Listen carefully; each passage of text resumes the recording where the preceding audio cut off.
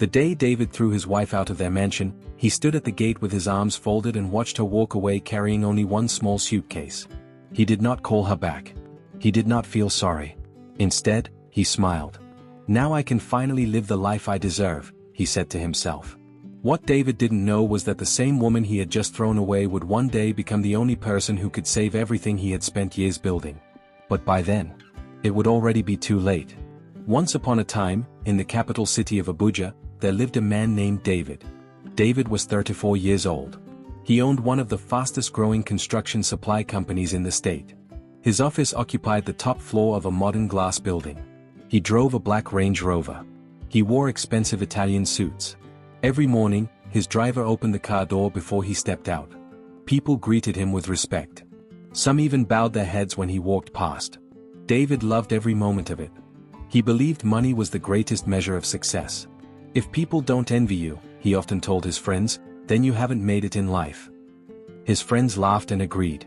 But there was something many people didn't know. David had not always been rich. 10 years earlier, he had owned nothing except one tiny shop that sold bags of cement and roofing sheets. Back then, business was difficult. Many days passed without a single customer. Sometimes he worried about how he would pay his rent. Sometimes he skipped meals. And during those difficult years, only one person refused to leave him. His wife, Ada. Ada had married David long before the money came. She was beautiful in a quiet way. She wasn't the kind of woman who wore expensive jewelry or fashionable clothes. She preferred simple dresses. She tied her hair neatly every morning. She smiled often. And everyone who knew her said the same thing. Ada has one of the kindest hearts you'll ever meet. Every morning she woke before sunrise. She swept the shop. She arranged the goods. She greeted customers warmly. When David became tired, she encouraged him. When business was slow, she reminded him not to give up. One day, she would say with a smile, "People will line up outside this shop." David would laugh. "I hope you're right." She always answered the same way. "I know I'm right." Years passed. Little by little, the business began to grow. One customer recommended another. Builders trusted David's honesty. Contractors kept returning. Soon the tiny shop became a warehouse. The warehouse became 2. Then 3. Before long, David had opened a proper company. The same people who once ignored him now wanted to shake his hand. Success came faster than either of them expected. But as David became richer, something else began to grow inside him. Pride. At first the changes were small. He stopped eating dinner with Ada every evening because he was too busy. Then he began attending expensive parties alone. When Ada asked why she couldn't come, he always had an excuse. "It's only a business meeting. You'll be bored. It's nothing important." Ada believed him. She trusted her husband completely. One Saturday evening David returned home carrying several shopping bags. Ada smiled happily. "You bought new clothes?" David nodded proudly. "The governor's charity dinner is next week." "That's wonderful. I bought a new suit." Ada opened one of the bags. The suit looked expensive. She smiled. "It looks very handsome." David admired himself in the mirror. It cost almost 1 million naira. Ada's eyes widened. "That's a lot." David laughed. "That's what successful people wear." Ada nodded. "I'm happy for you." She waited quietly. David noticed. "What? Aren't we buying something for me too?" David's smile disappeared. "You?" She laughed softly. "Yes. If we're both attending." David turned around. "Who said you're coming?" Ada blinked. "I thought we always went together." David sighed. "This dinner is different." "Different how?" "The people attending are important." Ada looked confused. "I'm your wife." "I know. So why can't I come?" David hesitated before answering. "You won't fit in." The words hung in the air. Ada stared at him. "What do you mean?" David avoided her eyes. "The wives there are different." She frowned. "I don't understand." "They dress differently." "I can buy a new dress." "They speak differently." "I'll be myself." "They're educated." Ada lowered her head. She had finished secondary school but never attended university because her parents couldn't afford it. David knew that. He continued speaking. "I just don't want to feel uncomfortable." Silence filled the room. Ada forced a smile. If that's what you want. David picked up his phone. I'll tell everyone you weren't feeling well. Ada nodded quietly. Okay. That night she cried after David had fallen asleep. She covered her mouth with her pillow so he wouldn't hear. The next evening David attended the dinner alone. The event was held inside one of the most luxurious hotels in the city. Crystal chandeliers hung from the ceiling. Soft music played in the background. Waiters moved gracefully between the tables. David loved everything about it. As he spoke with other businessmen, one of them smiled. David. He turned. It was Charles. A wealthy property developer. Charles looked around. Where's your wife? David laughed awkwardly. She wasn't feeling well. Oh. Charles nodded. My wife was hoping to meet her. David smiled politely. Maybe another time. Charles walked away. Another businessman came over. Then another. Each one asked the same question. Where's your wife? By the end of the evening, David had become irritated. On his drive home, he couldn't stop thinking. Maybe Ada really doesn't belong in this world anymore. Maybe I've outgrown her. When he reached home, Ada had kept dinner warm for him. She smiled as he entered. Welcome home. David didn't answer. She served his food. How was the dinner? It was fine. Did you enjoy yourself? It was okay. Ada noticed something was wrong. She sat opposite him. Did something happen? David sighed. I'm tired. She nodded. I'll let you rest. As she stood to leave, David looked at her simple wrapper and worn slippers. For the first time, instead of seeing the woman who had stood beside him through every hardship, he only saw someone who no longer matched the life he wanted. And that single thought would slowly destroy everything he had built. The weeks after the charity dinner were different. David still came home every evening. He still slept in the same bed as Ada. He still ate the food she prepared. But something had changed. He spoke less. He smiled less. Sometimes he would sit in the living room scrolling through his phone for hours without saying a single word. Ada noticed it immediately. One evening, she placed a cup of tea on the table beside him. You've been very quiet lately. David didn't look up from his phone. I'm just busy. You've been saying that every day. He sighed. Ada, must we talk about everything? She forced a smile. No. She quietly walked back to the kitchen. As she washed the dishes, her heart felt heavy. She kept asking herself the same question. What have I done wrong? The following Friday, David was preparing for another business event. He stood before the mirror adjusting his expensive tie. Ada entered the room carrying his wristwatch. You almost forgot this. David took it without looking at her. Thanks.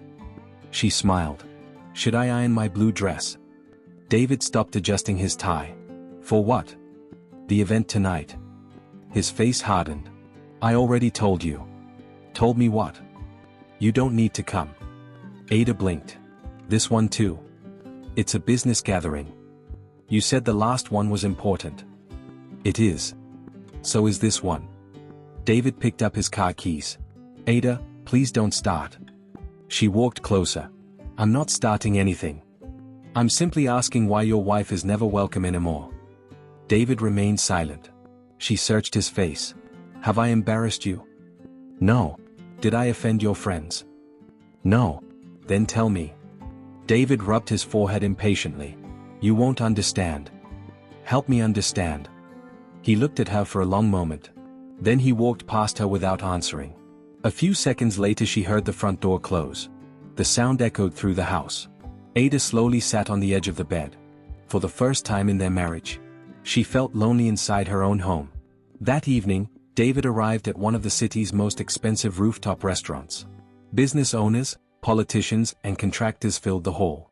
Laughter echoed across the room. As David greeted his colleagues, Charles waved him over. David. He smiled. My friend. Charles laughed. You escaped alone again. David smiled awkwardly. My wife stayed home. Charles nodded before introducing him to two new investors. One of the investors looked around. I've heard a lot about your wife. David forced another smile. Really? They say she helped you build your company. David hesitated. Yes, she did. Where is she? At home. The investor laughed. You successful men always hide your wives. Everyone laughed. David laughed too. But deep inside, He wished the conversation would end. A few minutes later, the investors moved away. David joined another table. This time several wealthy women were standing beside their husbands. They wore elegant gowns and expensive jewelry. One of them smiled politely. "So David." He nodded. "Good evening. We've never met your wife. She's very private." The woman laughed. "My husband says she comes from a village." David felt uncomfortable. "I wouldn't put it that way." Another woman joined the conversation. "I heard she still wears simple Ankara dresses everywhere." They giggled. One whispered loudly enough for David to hear. "Maybe she's shy around rich people." More laughter followed. David forced himself to smile. Inside, his face burned with embarrassment. When he returned home that night, Ada was waiting in the dining room. She had kept dinner warm. She stood up immediately. "You're back." David nodded. "How was your meeting?" "It was fine." She served him rice and stew. As he ate, she sat opposite him. After a few minutes she finally spoke. "David." "What?" "I miss you." He looked up briefly. "What do you mean?" "I mean." She smiled sadly. "We live in the same house, but it feels like we're living different lives." David sighed. "I'm working hard for us." "I know. But money isn't everything." He dropped his spoon onto the plate. "Easy for you to say." She looked surprised. "What does that mean?" "You stay home all day." Ada frowned. "I manage this house. I cook. I clean. I still help with the company accounts. I pray for this family." David leaned back in his chair. "You don't understand the pressure I'm under." She spoke softly. "Then let me help." "You can't." "Why not?" "Because this world is different now." Ada lowered her eyes. She didn't reply. Instead, she quietly collected the empty plates. As she walked toward the kitchen, tears rolled silently down her cheeks. The next afternoon, Ada visited her childhood friend Grace. Grace opened the door with a wide smile. "Ada." The two women hugged warmly. "It's been too long." Ada smiled. "I know." Grace immediately noticed something. "You don't look happy." "I'm fine." Grace folded her arms. "You've never been able to lie to me." Ada laughed weakly. "Is it that obvious?" Grace nodded. They sat inside the small sitting room. After a long silence, Ada finally spoke. "I think David is changing." Grace listened quietly. "He doesn't talk anymore. He doesn't take me anywhere. He barely looks at me." Grace frowned. "Have you asked him why?" "I've tried." "What did he say?" "That I wouldn't understand." Grace sighed deeply. "I've seen this before." Ada looked up. "What do you mean?" "When some people become rich, they forget the people who stood beside them when they had nothing." Ada immediately defended her husband. "No. David isn't like that." Grace looked at her kindly. "I hope you're right." Ada nodded confidently. "He still loves me." Grace smiled. "I pray he does." Meanwhile, David was inside his office overlooking the city. His secretary knocked gently. "Sir." "Come in." She entered carrying a folder. "There's an invitation." David opened it. It was an awards banquet recognizing the state's most successful entrepreneurs. Only 50 business owners had been invited. David smiled proudly. "This is a big one." His secretary nodded. "They've asked you to come with your spouse." David's smile slowly disappeared. He stared at the words. "Please attend with your husband or wife." For several seconds, he said nothing. His secretary finally asked, "Should I confirm that both of you will attend?" David slowly closed the invitation. "No." She looked confused. "Sir. I'll attend alone." "They specifically requested." "I said I'll attend alone." She nodded. "Yes, sir." After she left, David leaned back in his chair. His phone buzzed. It was a message from Charles. "Looking forward to finally meeting your wife this weekend." David stared at the screen. Then he quietly whispered to himself, "No. I'm not taking Ada there." Outside his office window, the city looked beautiful. But inside his heart, a dangerous pride was growing stronger every single day. And before long, that pride would cost him the person who loved him most. 3 days later, the night of the Entrepreneurs Awards banquet finally arrived. David stood inside his walk-in wardrobe, buttoning his white designer shirt. He looked at himself in the mirror and smiled. His black tuxedo fit perfectly. His shoes shined like glass. He sprayed an expensive perfume on his neck before adjusting his watch. Outside the bedroom, Ada was carefully ironing a beautiful navy blue gown. It wasn't new. She had bought it almost 3 years earlier for a church anniversary but had only worn it once. She smiled as she admired it. Maybe tonight, she whispered to herself. She carried the dress into the bedroom. David was fastening his cufflinks. "How do I look?" she asked with a gentle smile. David looked at the dress for only a second. Then he looked away. "You haven't changed yet?" Ada laughed softly. "I wanted to ask if this dress is okay." David frowned. "For what?" "For the banquet." He closed his eyes for a moment. "Ada." She walked closer. The invitation said spouses. "I know what it said." "So?" David interrupted her. "You're not coming." The smile slowly disappeared from Ada's face. "I thought. I've already told the organizers you'll be absent." Ada stared at him. "You already decided?" "Yes." "You didn't even ask me." "There was nothing to ask." She swallowed hard. "David." He picked up his car keys. "I don't want to argue tonight." "But why?" "I've explained before." "No," Ada replied quietly. "You haven't. You only keep saying I won't fit in." David sighed impatiently. "Must we keep talking about this?" Her eyes filled with tears. "I've stood beside you for 10 years. I know. I've never stopped you from chasing your dreams. I know. I've never embarrassed you. I know. Then why are you ashamed of me?" The room became silent. David looked everywhere except at her. Finally, he spoke. "You really want to know?" Ada nodded slowly. "Yes." David's voice became cold. "Because you're too ordinary." The words landed like a slap. Ada didn't move. He continued. "The people I'll be meeting tonight have wives who own companies. They travel around the world. They attended universities abroad. They know how to carry themselves." He looked directly into her eyes. "And then there's you." Ada felt her chest tighten. "What is wrong with me?" David laughed bitterly. "You still dress like the woman I married when I had nothing." She looked down at her simple dress. "I thought you loved me like this." "I did." His answer shocked even him. "You did?" He sighed.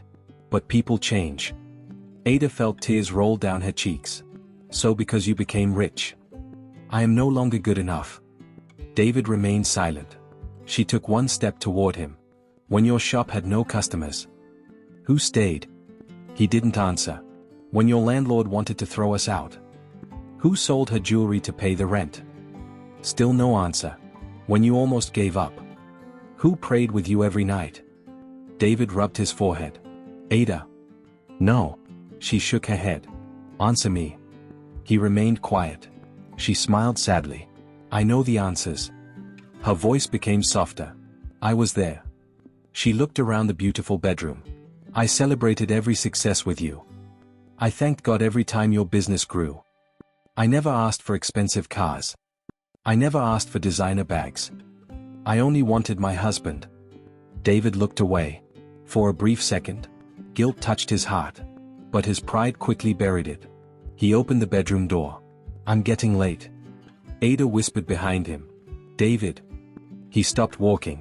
"If one day all this money disappears, I hope you'll remember who truly loved you." Without another word, he walked out. The front door slammed shut. Ada stood alone in the bedroom. The silence felt louder than any argument. She slowly sat on the bed. "Then," she cried. Not loudly. Not dramatically. Just quiet tears falling onto the dress she never got to wear. The banquet was everything David expected. Bright lights. Expensive suits. Powerful people. Everyone congratulated him after he received the award for Outstanding Young Entrepreneur. As cameras flashed, he smiled proudly. After the ceremony, several guests gathered around him. Charles raised his glass. "Congratulations, David." "Thank you. You deserve it." Another businessman smiled. "So, where's your wife tonight?" David forced another smile. "She wasn't feeling well." One elderly businessman chuckled. "She's been sick for almost every event this year." The group laughed. David laughed too. Then the older man said something that made David uncomfortable. My wife insisted on coming tonight. He smiled proudly toward a woman standing nearby. I built my company. But she built my home. Several men nodded in agreement. Charles smiled. A good wife is worth more than money. David's smile slowly faded. He looked across the hall. The successful men weren't hiding their wives. They proudly introduced them. Some women were highly educated. Some weren't. Some dressed simply. Others wore expensive gowns. Yet their husbands looked equally proud. For a brief moment, David remembered Ada arranging goods inside their tiny shop years ago. He remembered her bringing him lunch every afternoon. He remembered her praying with him when business almost collapsed. A strange feeling settled inside his chest. Before he could think any further, his phone vibrated. Sandra. A stylish event planner he had recently met through business. She had become friendly with him over the past few weeks. Sandra, congratulations on your award. I knew you'd win. David smiled. David, thank you. Almost immediately another message appeared. Sandra, we should celebrate sometime. David stared at the screen. Then he typed back. David, I'd like that. Meanwhile, Ada sat alone in the house. Dinner remained untouched on the table. She wasn't hungry. Her phone rang. It was Grace. Ada? Hello. You sound tired. I'm okay. No. Grace replied immediately. You're crying. Ada couldn't hide it anymore. She broke down. Grace listened quietly until the tears slowed. Then she said gently, I'm coming over. 30 minutes later, Grace walked into the house carrying a small bag of fruit. She hugged Ada tightly. Neither of them spoke for almost a minute. Finally Grace asked, what happened? Ada wiped her face. He told me I'm too ordinary. Grace's expression changed. What? He said rich men have wives who match their lifestyle. Grace couldn't believe what she was hearing. The same Ada that helped him build everything. Ada nodded. He said I've remained the woman he married when he had nothing. Grace slowly shook her head. That's supposed to be a compliment. Ada laughed bitterly. Not anymore. Grace took her hands. Listen to me. You are not the problem. You have never been the problem. David has forgotten where he came from. Ada stared at the floor. I still love him. I know. But love cannot survive where respect has died. Ada looked at her friend. What if he never changes? Grace didn't answer immediately. Instead she squeezed Ada's hand. Then God will make a way for you. Close to midnight, David finally returned home. He quietly opened the bedroom door. Ada was already asleep. Or at least, she pretended to be. David stood beside the bed for a moment. He noticed dried tear marks on her face. He almost reached out to wipe them away. Almost. Instead, he switched off the light and lay down on his side of the bed. Their backs faced each other. Only a few inches separated them. Yet that night, they had never felt farther apart. David closed his eyes. He told himself everything he was doing was necessary. That he deserved a wife who matched the life he had built. He repeated those words until he finally fell asleep. But somewhere deep inside, a quiet voice kept asking him one question. If she wasn't good enough for your success, why was she good enough for your struggle? He tried not to listen. Morning came, but the silence inside David and Ada's home remained. They woke up at the same time. Ada quietly got out of bed. She folded the blanket. She opened the curtains. She walked to the kitchen to prepare breakfast, just as she had done every morning for the past 10 years. David watched her for a moment. Everything she did was familiar. She knew exactly how he liked his tea. She knew how crispy he wanted his toast. She knew he preferred eggs with very little pepper. She remembered every little thing about him. Yet somehow, he had stopped noticing all the little things she did for him. When breakfast was ready, Ada placed the plate in front of him. Your tea will get cold, she said softly. David nodded. Thank you. It was the first kind thing he had said to her in days. Ada managed a small smile. Maybe, she thought, things were getting better. She was wrong. David arrived at the office early that morning. His secretary walked into his office carrying several files. Good morning, sir. Morning. She placed the files on his desk. You have 3 meetings today. David nodded. What else? She hesitated. A lady is waiting in reception. Who? Miss Sandra. David smiled immediately. Send her in. A few moments later, Sandra entered wearing a fitted cream-colored dress and high heels. She carried herself with confidence. Congratulations again, she said, stretching out her hand. David stood to greet her. Thank you. She smiled. I watched the award ceremony online. You looked like someone born for success. David laughed. You flatter me. I'm only telling the truth. She looked around the office. This place is beautiful. David smiled proudly. I've worked hard. I can see that. Sandra sat opposite him. You know, I've met many businessmen. But you're different. David leaned back. Oh? You have vision. You know how to dream big. Her compliments made him feel important. They talked for almost an hour. About business. About travel. About expensive restaurants. About luxury holidays. Every topic seemed effortless. As Sandra stood to leave, she smiled. We should have dinner sometime. David nodded. I'd like that. She waved before walking out. After she left, David caught himself smiling. He hadn't smiled like that in weeks. That evening, Ada waited patiently at home. The food was already prepared. The table was neatly arranged. 7 o'clock passed. Then 8. Then 9. David finally walked through the front door. You are late, Ada said gently. I had dinner already. She looked at the untouched food. You ate? Yes. With clients. David removed his jacket. Business associates. Ada nodded. I'll put the food away. As she carried the dishes back into the kitchen, David's phone buzzed on the table. A message appeared on the screen. Sandra. I enjoyed today. Next time, dinner is on me. Smiling face. Ada froze. She hadn't intended to look. But the message was impossible to miss. David quickly picked up his phone. Their eyes met. For several seconds, neither of them spoke. Finally Ada asked quietly. Who is Sandra? David answered almost immediately. A client. A client who buys you dinner? It's business. Ada searched his face. You've never hidden business messages before. David sighed. Must you question everything? I'm your wife. I'm asking because I care. David's patience snapped. I'm tired, Ada. I'm tired of explaining every little thing. I wasn't accusing you. But you're acting like it.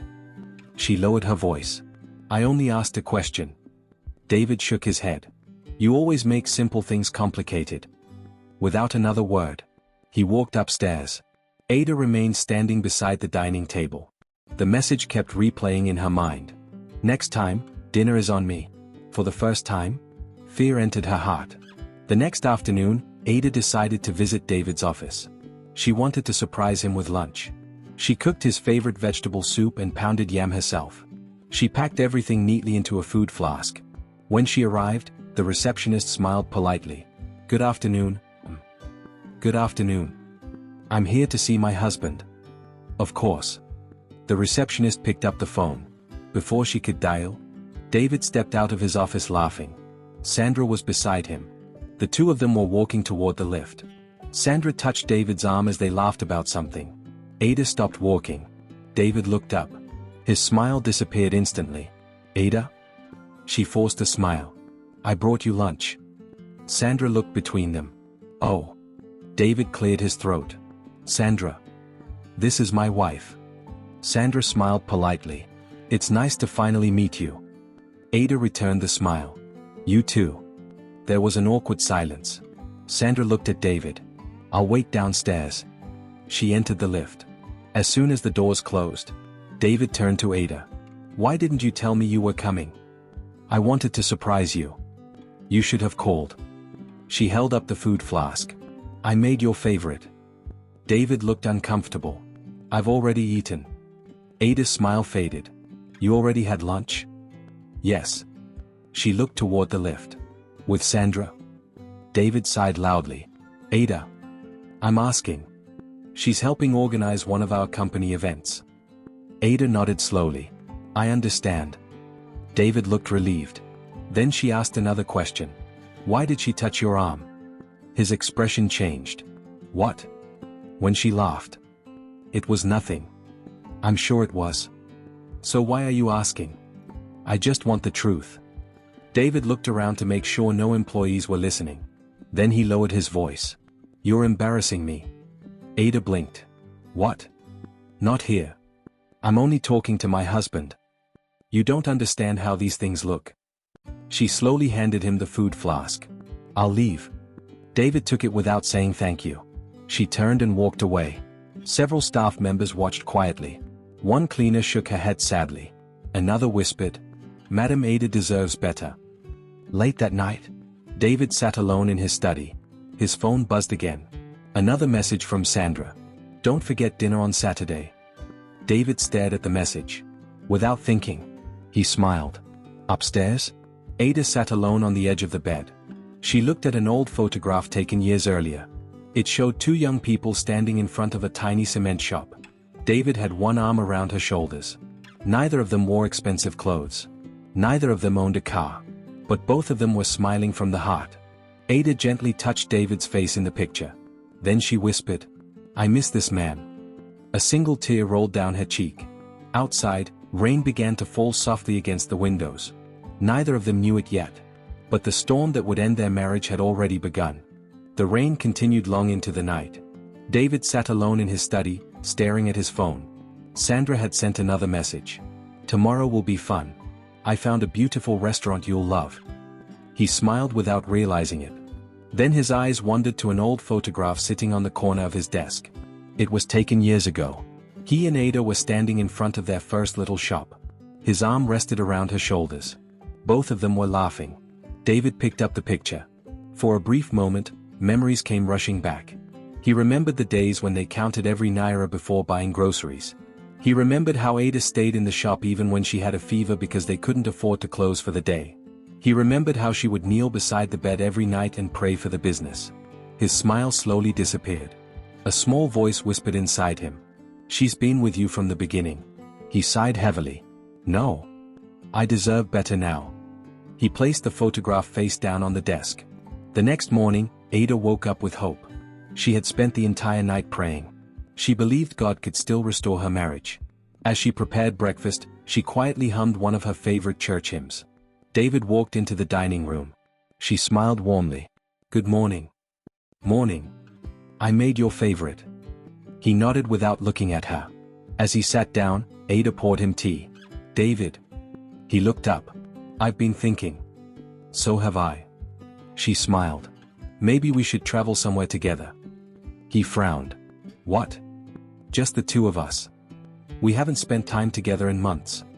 She reached across the table and gently held his hand. I miss my husband. David slowly pulled his hand away. I'm busy. We'll only be gone for a weekend. I said I'm busy. She looked into his eyes. Or, is there someone else? The question hung in the air. David's face hardened. What kind of question is that? I'm asking because I don't recognize you anymore. You hardly speak to me. You come home late. You hide your phone. You never take me anywhere. She swallowed. And there's Sandra. David stood up so suddenly that his chair scraped loudly across the floor. I am tired of hearing that name. Ada stood too. Then tell me there's nothing between you. There isn't. Look me in the eyes and say it. David looked away. Ada noticed immediately. Her heart sank. She whispered, there is someone. David remained silent. The silence answered her. Tears gathered in her eyes. For how long? Ada. For how long? He finally spoke. It just happened. She stared at him. It just happened? You've been pushing me away. She couldn't believe what she had heard. I pushed you away? You don't understand my world anymore. My world. David sighed. Our lives are different now. Ada laughed bitterly. No, David. Our hearts are different now. The house became painfully quiet. Neither of them spoke for several minutes. Finally David broke the silence. I've made a decision. Ada's chest tightened. What decision? I think. He paused. This marriage has run its course. Ada froze. What? I don't think we're right for each other anymore. She stared at him. You can't mean that. I do. Her voice trembled. David. I've thought about this for months. No. She shook her head repeatedly. No. We can fix this. We've overcome difficult times before. This is different. It doesn't have to be. She grabbed both of his hands. Please. Let's go for counseling. Let's pray. Let's start again. I'll do anything. David slowly removed her hands from his. I don't love you the way I used to. The words hit harder than any slap. Ada stepped backwards. No. I don't believe you. I wish I didn't have to say it. But it's the truth. She covered her mouth to stop herself from crying. What happened to us? David looked away. I changed. That afternoon, Grace received a phone call. The moment she answered, she heard only crying. Ada? No answer. Ada. Finally she managed to speak. Can you come? I'm coming now. Less than 40 minutes later, Grace arrived. The front door was unlocked. She walked inside. Ada sat on the living room floor. Her eyes were swollen. Grace rushed over. What happened? Ada could barely speak. She broke down again. Grace hugged her tightly. After several minutes, Ada finally whispered. He wants a divorce. Grace closed her eyes. She had feared this day would come. Oh, Ada. I don't know what I did wrong. Grace gently lifted her chin. You did nothing wrong. He said he doesn't love me anymore. Grace's own eyes became wet. You deserve better than this. I don't want better. Ada cried. I want my husband. Just then, the front door opened. David walked inside. He stopped when he saw Grace. I didn't know you were here. Grace stood up immediately. No, you didn't. Because you've been too busy destroying your marriage. David sighed. This isn't your business. It became my business the moment you broke my friend's heart. Ada quickly stood between them. Grace. No. Grace folded her arms. You owe this woman everything. When you had nothing. She stayed. When you almost lost the business. She stayed. When everyone doubted you. She stayed. So why are you doing this? David looked down. Then he answered quietly. I've changed. Grace shook her head. No. You didn't change.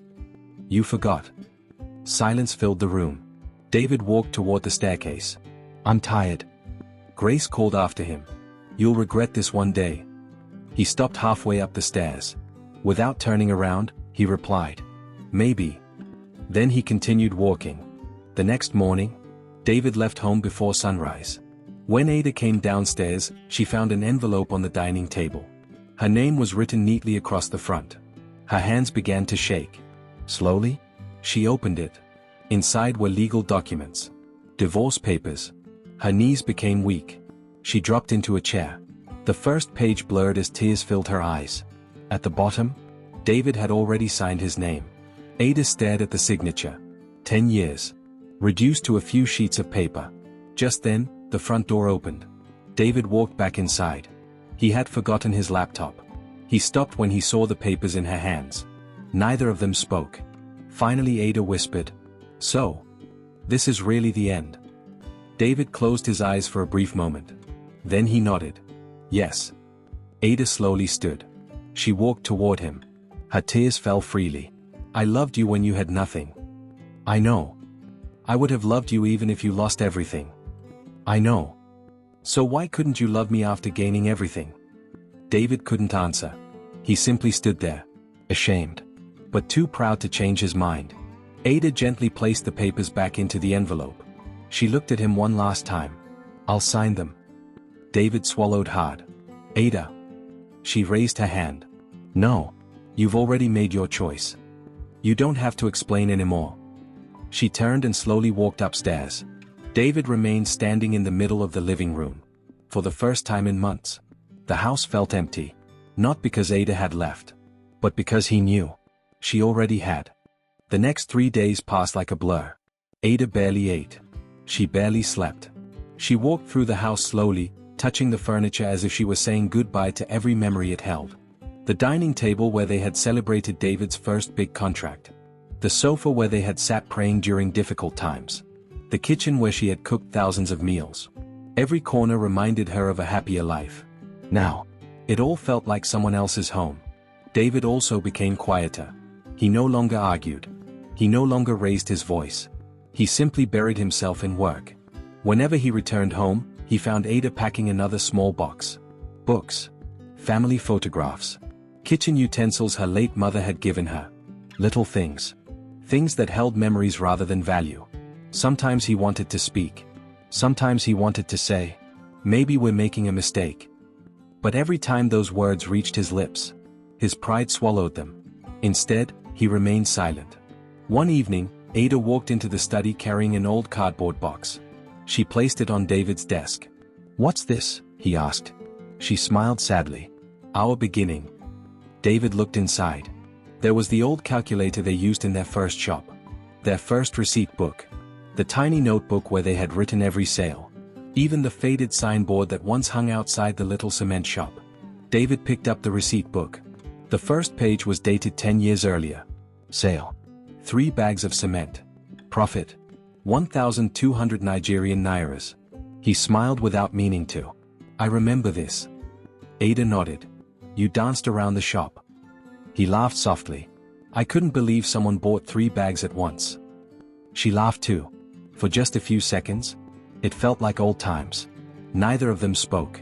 Then Ada quietly said, "I kept these because I thought one day we'd show them to our children." David's smile disappeared.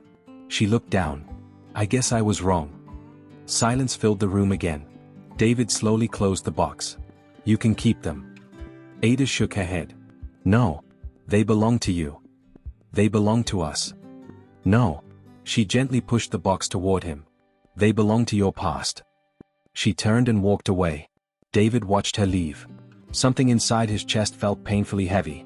But he still said nothing. A week later, the divorce became official. No shouting. No fighting. No court drama. Just signatures. Silence.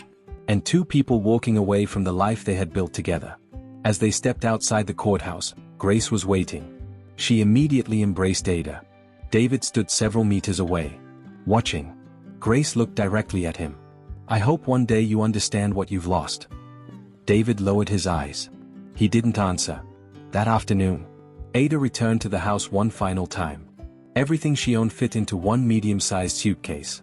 David stood near the front door. Neither of them knew what to say. Finally Ada broke the silence. "I've finished packing." David nodded. "I'll call the driver." "No." She smiled gently. "I'll take a taxi." "You don't have to." "I want to." She looked around the house one last time. "It really is beautiful." David swallowed. "You helped build it." She smiled sadly. "I know." For a long moment, they simply stood there. Then David quietly said, "I hope you'll be happy." Ada looked at him. "I hope one day you find what you're really looking for." Those words pierced his heart. Because deep inside, he no longer knew what he was looking for. The taxi arrived outside. Grace stepped out first. She rushed over and hugged Ada. "You ready?" Ada nodded. "As ready as I'll ever be." The driver loaded her suitcase into the boot. Ada turned toward David. For several seconds, they simply looked at each other. Then she spoke. "I don't hate you." David blinked. "I've tried. But I can't." She smiled through her tears. "I'll always be grateful for the years when we loved each other." David felt his throat tighten. "Ada." She gently raised her hand. "No. You don't have to say anything." She walked closer. "So I'll say the last goodbye." She looked directly into his eyes. "I pray that one day, you become the man I married." With those words, she turned around. She entered the taxi. The door closed softly. David stood motionless. The taxi slowly pulled away. He watched until it disappeared around the corner. The mansion suddenly felt much bigger. Much quieter. Much colder. For the first time in years, there was no one waiting inside to ask if he had eaten. No one preparing his favorite tea. No one praying for him before bed. Only silence. Grace's apartment was small. Much smaller than the mansion Ada had left behind. But when Grace opened the door, she smiled warmly. "Welcome home." Ada burst into tears again. Grace hugged her tightly. "You'll be okay." "I don't feel okay." "I know. But you will." That night, Ada slept in the spare bedroom. She stared at the ceiling for hours. Everything hurt. She kept remembering David's smile. His laugh. Their wedding day. The tiny shop. The dreams they had shared. Around midnight, she quietly knelt beside the bed. God. I don't understand why this happened. But if this chapter is truly over, please give me the strength to begin another. The next morning, Grace knocked gently on the bedroom door. Breakfast is ready. Ada walked into the kitchen. She barely touched her food. Grace watched her carefully. You can't keep starving yourself. I'm not hungry. I know. But your life didn't end yesterday. Ada looked down. It feels like it did. Grace reached across the table and held her hand. Do you remember your mother's sewing machine? Ada looked up. My mother's machine? Yes. The one she taught you to use. A small smile appeared. I was 12. You made my first school skirt. Ada laughed quietly. It was too big. Grace laughed too. It was. But you became very good. Ada's smile slowly faded.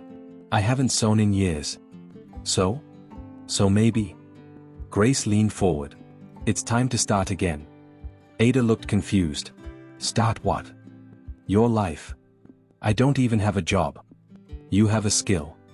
I haven't used it in a long time. You'll remember. Ada shook her head.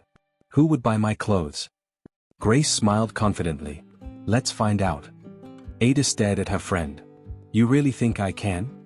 I know you can. Grace stood up and walked into the spare room. A few seconds later, she returned carrying an old sewing machine covered with a cloth. She placed it on the table. Ada's eyes widened. Where did you get this? I bought it from a neighbor last year. I wanted to learn. She laughed. I'm terrible. But maybe. It was waiting for the right owner. Ada slowly removed the cloth. She gently ran her fingers over the machine. It reminded her of her mother. It reminded her of simpler days. For the first time since the divorce, a tiny spark of hope appeared inside her heart. Grace smiled. So, what do you say? Ada looked at the sewing machine. Then at her friend. Finally she nodded. I'll try. Grace clapped excitedly. That's my Ada. Ada smiled. It wasn't a big smile. It wasn't a smile without pain. But it was real. Outside the window, the morning sun broke through the clouds. Neither woman knew what the future would bring. Neither knew that one small sewing machine would one day build an empire. Or that the man who had thrown Ada away would someday walk into a boardroom, only to discover that the woman he called too ordinary now owned the company that would decide his future. Thank you for watching. If you enjoyed this story and would love to see part 2, comment part 2 in the comments section below. And don't forget to subscribe to the channel and turn on notifications so you'll be the first to know when the next episode drops.